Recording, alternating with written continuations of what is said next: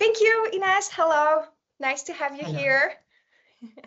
So I will briefly introduce you today for our conversation. So you are Ines Gaston, therapist, former corporate junkie who had a little bit of a burnout and ended up realizing how much importance mental health has in our lives, and that sort of like redirected your career path, which you can tell us more about in a little bit.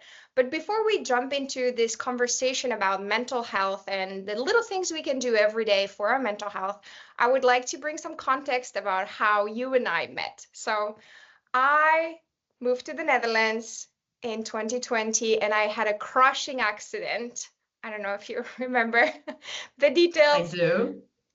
Lots of broken bones, and mostly I was really feeling isolated in my head, and that's where you came in. And I realized with you the power of how I framed the problems that I was having in my head and how to like switch up that framing a little bit. So that was fantastic. I loved it, and therefore I wanted to give back to everyone around me who sometimes reach out with some requests about mental health, and I want to give them the gift of Ines. Oh, that's so sweet. Thank you, Sophie. So thank you for being here. I have prepared a list of questions that I will go through, but of course I hope the conversation can naturally flow. So if you want to deviate from that, feel free. The first question that I had for you is exactly that. Like, can you introduce yourself? Can you tell us how you happened to move from the corporate world to the world of therapy and psychology? Yes, happy to do so because it's basically a loop. So I studied clinical psychology as my first master's, and I graduated at the University of Brussels. And then I worked in psychiatry for a little more than a year, and I realized it was not my jazz. I've had a very hard time. Managing protocols and being part of certain teams with a lot of opinions, and I felt that I didn't fit in the mentality. So I decided to quit that world, even though I studied for about 5 years. And then I basically jumped into a startup that was specialized in digital health coaching, and they had the patent for Europe. It was an American association, and that was before iPhone existed, mind you. So there were no apps. There was already cell phones, but there were no apps. It was right before iPhone came to the market. But back then, it was still pretty expensive, and apps were just not a thing yet. If you can remember that time in history. And basically what I did is I joined the research and development team, which means that I was part of a postdoctoral team. And what we did was basically translate scientific knowledge into practical tools. And that's when my love for resilience kind of started. And then within that startup, I kind of evolved into account management because I was very social. I was very good with clients, and then project management, et cetera, et cetera. But it was really like in the beginning of my career. So I was really young. It's a startup scene, which means I was not making a lot of money. I was doing a lot of hours. And I was looking around at my friends who were thriving and who were, financially getting ahead. And then I said, you know what? Even though I love this lifestyle, I'm paying a big price. And so then I got headhunted into corporates. And then I worked in corporate HR for about 9-10 years until 2014. And in 2014, as you mentioned in the beginning, I came down with a massive burnout. Back then, we're talking 11 years ago, it was not a thing. Like, even me as a trained psychologist, I had no idea what is a burnout, what does it do? And I did the steps, like, oh, well, I guess I will have to go to therapy, and I guess I'll get a personal trainer. And I, approached everything very practical. But it was like this whole journey where I needed to figure out what the F is happening. And that's when the more holistic kind and the nervous system and the brain came into the picture. And that's when I decided to roll with it. And that's how I got back into psychology. I went back to my initial plan of becoming a therapist, but then I did it online. So 8 years ago, I moved to Amsterdam after being in Latin America and Prague and all over the world. And then I set up camp there. And that's how I started growing and, taking those steps and teaching and giving corporate trainings and working one-on-one. Yeah, the rest is history. That's how I got into therapy again. Awesome. Awesome. I love to hear it every single time. So, you know, the reason why I wanted to make this call with you and share this knowledge with other people is because the subject of mental health and therapy, like you said, like 10 years ago was almost non-existent in comparison to today. There's this big, taboo around it. And I feel like it's something that many people feel is unapproachable. We don't talk about it easily. And one major objective that I had with you today was to ask you, like, what's one simple thing that anybody can do, maybe on a daily basis, for their mental health? I think the one thing that makes a huge difference is just have a moment with yourself every day. Connect with yourself. Check in with yourself. And it is so simple, and yet so many people disregard it. You know, we wake up, the alarm goes, and then we either snooze or we go into the rush, and then we go until we are back in our beds. And then a lot of us are, dealing with sleep problems, which is not really a problem. Sleep problems is just a signal that you are overwhelmed, that some parts of your body or maybe your brain need some attention. So if you can just check in with yourself every day and find something that works for you. For instance, you could do a 5-minute journal, like gratitude journal, or you could do like journaling in general. You could do some meditation. You could go for a walk, but just like have that moment where you ask yourself, where am I? What's going on? How do I feel? Where's my mind? Am I happy? Just a few minutes a day, that would make a massive difference. And the reason why has everything to do with what I call awareness. And I believe that awareness is already 60% of the solution. If you are aware that certain things are happening, and then we can go into the nitty-gritty later maybe, but the awareness, and then the awareness of patterns, of thoughts, of emotions, acknowledging that gives you back your power, because it gives you the freedom to choose differently. And just a few minutes a day, that's why it's so important. That's awesome. That's a very good advice. I've noticed how it helps me when I do that consistently. So that's fantastic. And I wanted to ask you as well, when it comes to a therapist coming into the picture, there's lots of misconceptions about as well, like the psychologist, the therapist, like what is their role, how helpful they are. And for example, I've heard someone tell me, it's not really useful. They just tell you what you want to hear anyway. So what do you have to say about these sorts of myths? Yeah. So I think the first thing that is important to get clarity on is that therapy is a tool. Okay. So therapy is a tool that you utilize to get you from A to B. And sometimes we don't really know what B is, and then therapy will help you to get clear. I don't believe there is one therapist for the rest of your life. If you've been with the same therapist for 20 years, I question that, I challenge that. So for me, I'm a very practical therapist. So therapy is a tool, and the context is everything. So depending on what your question is, or what your challenge is, or what your problem is, or what your intention is, you need to find and start looking for tools that can help you. And that is, for me, the most basic, most clean answer in this is therapy. It is a tool that you can use. It's a resource that you have, and you can play with it. And a lot of the time, people hide behind these judgments, which I understand, because in order for you, like it's what they say, it's a cliche, but it's so true. The first step is the hardest, because looking for help means that you are allowing yourself to feel a certain vulnerability, and that you're allowing yourself to acknowledge, like, hey, I raise my hand and I want something to change. I just don't really know what that is.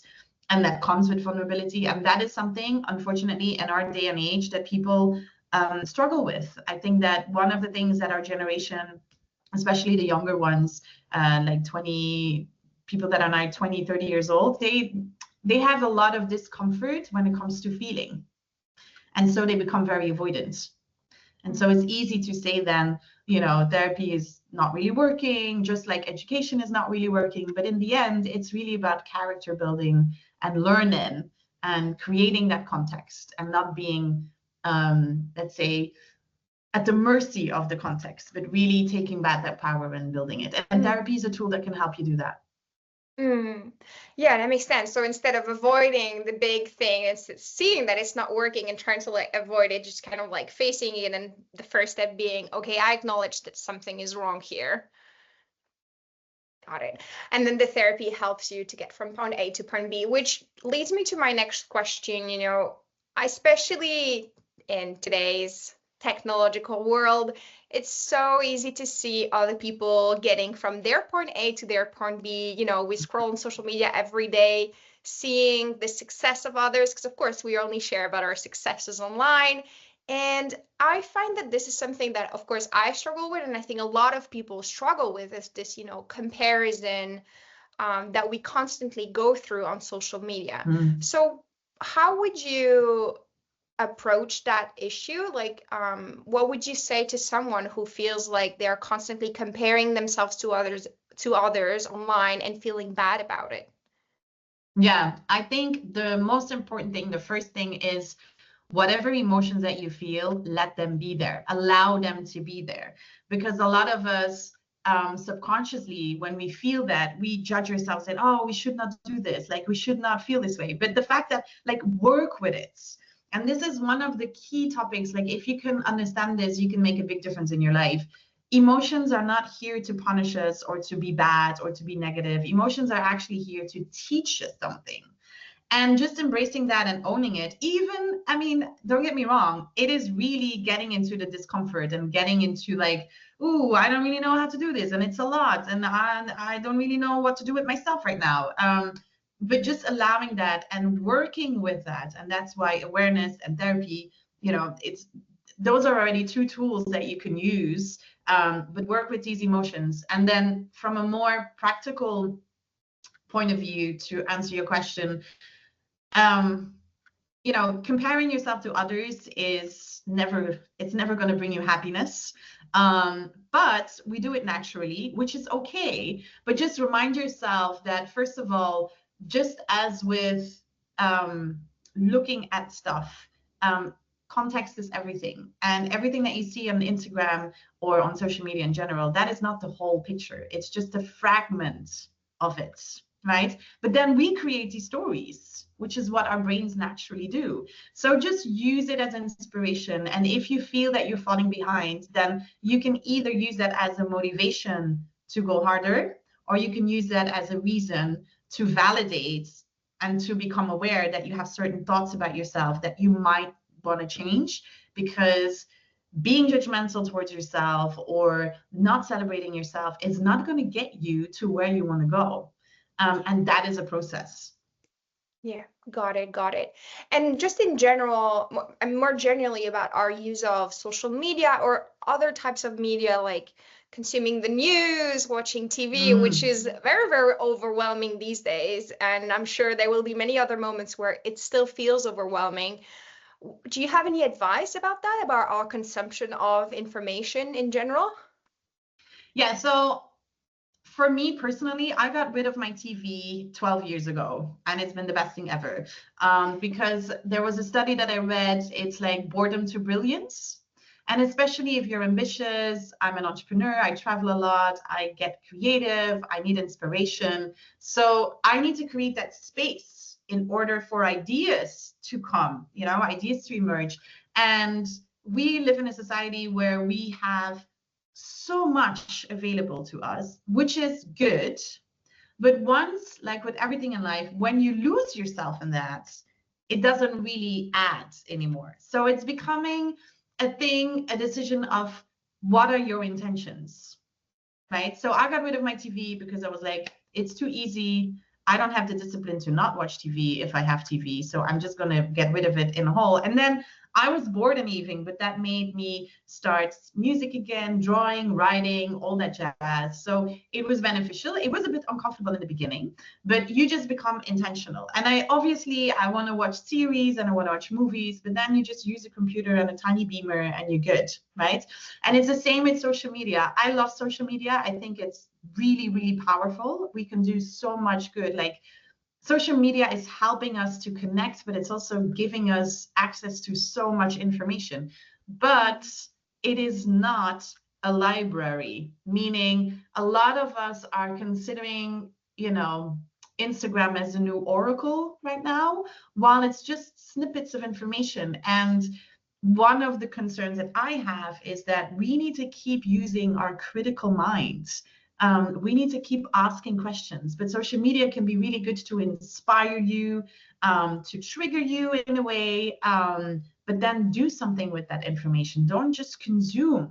And I know it's difficult, but that is really about a movement that I hope that we're going to achieve, where I really hope to inspire people to embrace more intentional living. And what that looks like, we can maybe talk about later, but intentional living, because all of this are great tools, but once you lose yourself, it becomes it becomes a bit dominating, and that's not good. And that's when we talk about anxiety and not being able to sleep. So use these elements as well as indicators of, hey, maybe I need to change my lifestyle, and maybe I need to take a step back and have a bit more of a less technology driven life.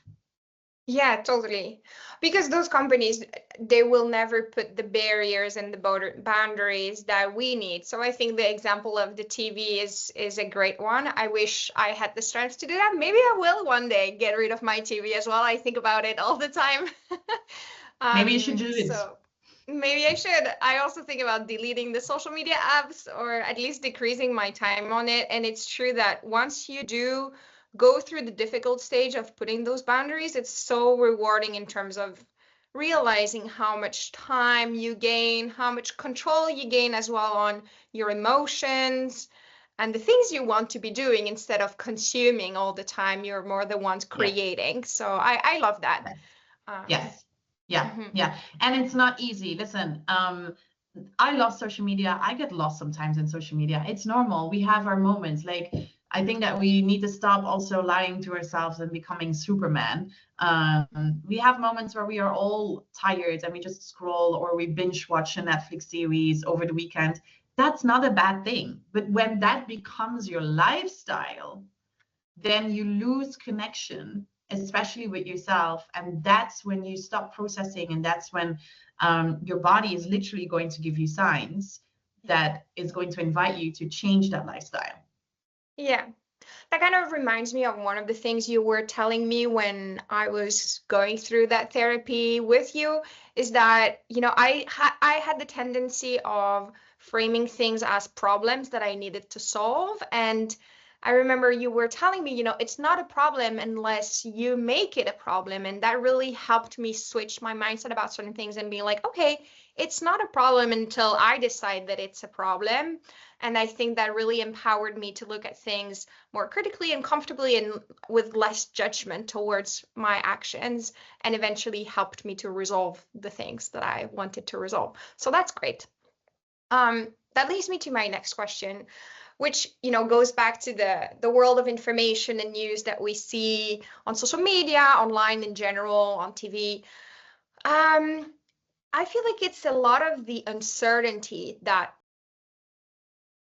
this anxiety. I don't know if it's just me. I know I'm a control freak. So I like things to be clear, but like at the moment, everything feels so up in the air and volatile. And I have a feeling that it's a human condition that we like things to be a little bit certain about our future. And right now, everything seems to become more and more uncertain, whether it's about, global politics or also economics or health. There's a lot increasing uncertainty. So how can we deal with that? I really am wondering. Yeah. So, okay. I am not the one who knows, but I will challenge that. So I think that a lot of us think that we have more uncertainty. I disagree. I think that the level of uncertainty has always been the same. But where we make a difference is that we don't have trust anymore. For instance, a very practical example. I grew up in the 90s. If you meet somebody and you decide, hey, let's have lunch tomorrow at 12, you trust that tomorrow at 12, that person is going to show up at the agreed venue, right? You need to trust that. Yeah. There is a lot of uncertainty in that. The person can be late, can get stuck in traffic. And we didn't have the means to text one another and say, hey, I'm running late. Hey, are we still on for tomorrow? We didn't do that. There was no mean. Like that, we didn't have the tools. So now everything is instant. We don't trust anymore. We are not being taught to trust anymore. We are constantly looking for validation in everything. That's one. The second thing is, because we have become so efficient and so practical, we don't need one another anymore. So I've traveled the world, which means that, for instance, if I do my things in the Netherlands, I just go on the app, I get my code, I sort everything. Everything is automated. When you go to Latin America, for instance, you need to go to a freaking office, stand in line, talk to people. Where is the office? How long is it going to take? Where is the dude that needs to stamp my passport? We need one another. So it is also just rocking up to the building, knowing that there is an office in there, but you don't know the details because there is no freaking website. And if there's a website, there's no details. And that is teaching you as well this level of trust. So when it comes to uncertainty, I don't think that we have more uncertainty. I think that we have less trust in ourselves, in humanity, in, we don't trust the unknown anymore. And I think that's what we are struggling with. I don't think that we should focus on all the uncertainty, because that is only going to reinforce the anxiety. But if we can shift our focus and say, like, hey, what can I do so that I can trust myself and the world and humanity a little bit more, then I think that we can make a big difference. Wow, that's actually super interesting. I think I will need to process that and think about it for a few more days. I really love it. We can do a sequel. That's really, really amazing. Again, it's like this reframing of the reality that we see in front of us. I really love it. And I will definitely try to shift my mindset about that as well. So in doing that, I've noticed that a lot of people want to change things in their lives or achieve new things, change the world. But a lot of the time, what's holding us back is our lack of confidence or our fear of failure. And we all struggle with that, I'm sure. I used to struggle with that more than I do now. And one big change in that process was my accident and the therapy that I went through with you, which really made me so much more confident and powerful and really ready to take bigger risks. Now, I hope that not everybody has to go through a major accident to have that realization. So do you have any advice for people to feel a little bit more confident in taking risks? Definitely. I think that we, just as I mentioned in the beginning, we are a generation that has a hard time sitting with discomforts, right? So because we are constantly looking for that validation, like, are we still okay for tomorrow? Like little things like this. And so confidence is really embracing the mentality and the conviction that whatever happens, it's going to be okay. And whatever is coming my way, I trust myself enough to be able to deal with whatever needs to be dealt with, because I trust my skills, I trust my brain, I trust my environment, I trust my resources, I trust my network. And I think if more people can adapt this way of thinking, I think that is definitely going to have a major shift. And again, the power of network and relationships, because I do feel that people are underestimating the impact of that. And this is something that I recently rediscovered. So I've been in the Netherlands for quite a while, almost a decade now, and I was very hungry. I'm deviating a bit from your question, but I'm going to come back for it later for practical. But I was hungry for community and connection. I think the Netherlands is an amazing country, and it is super practical with a lot of opportunities. But one thing that I was struggling with personally, because I'm a very sensitive soul, is that it's highly competitive. And I was missing like a group of people who would help me move forward. I was always using elbows. It was very transactional and my soul was bleeding. I was like, I can't do this anymore. And so then now I'm in Africa, and in Africa, because this country has so many challenges, you need one another. And people help. And the thing is, one of the mantras that I've been learning from the Africans here is like, in Africa, we share. In Africa, we share. If I go for takeout, I don't go for takeout for me. I go for takeout for 4 people. Mm-hmm. Do I live it for people? No. But in Africa, you share. And if I have an idea, people will immediately help me to make it to, I know a friend who knows a friend who knows, and I'm being pushed forward in this country where I was like, wow, this is exactly what I needed. Mm-hmm. So that's a little deviation, just to help people understand that confidence is not only working on yourself, it's also the context that you create around you. Because I can tell people like, do this to be confident, but if you are operating in a highly narcissistic, toxic corporate environment, it doesn't really matter if you have confidence or not. It's still a toxic environment. So yes, there are a lot of things that you can do yourself, but I also want to challenge people to look at their environment and to become really critical, and not only observing it, but also calling each other out. Because I truly believe, and this is a bit the trend that I don't like on Instagram, it's all nice that you fight for boundaries and like putting yourself out there and calling people out. But I was like, guys, we need one another. Yeah. And we need to make this work. And there is no conversation going on about this. Mm-hmm. And I find that very important. If we talk about confidence, yes, it's about you and overcoming your fears, but it's so much easier if you can do that with the knowledge that you have people who have your back. Yeah, that is so true. So true. And hopefully we can also find ways through technology to make that easier. There are already many ways of finding community, which is true. It's not as easy in the north of the planet in comparison to the south of the planet. I've also noticed that in Latin America, like you said, you have to rely on each other because you really do need each other. Fantastic. Yeah. So I've reached the end of my questions for you today, but before I finish off this conversation, I want to invite you to share with our community, how can people reach out to you? For what kind of services do you offer, and how can you help them become their best selves? Oh, wow. Well, thank you. So basically I do 2 things. Well, no, there's 3 things. I do 3 things. The first thing is I do one-on-one like I did with you, right? Mm-hmm. So if people want to have a session with me, they only need 1 or 2. They can reach out. They can find all the information on the website. They can book directly from there. The second thing that I do, and that's my biggest love, is I teach, which means that I love to be on stage. I love to go to companies, startups, schools, whatever, NGOs, and just share my knowledge about resilience. I've designed a program.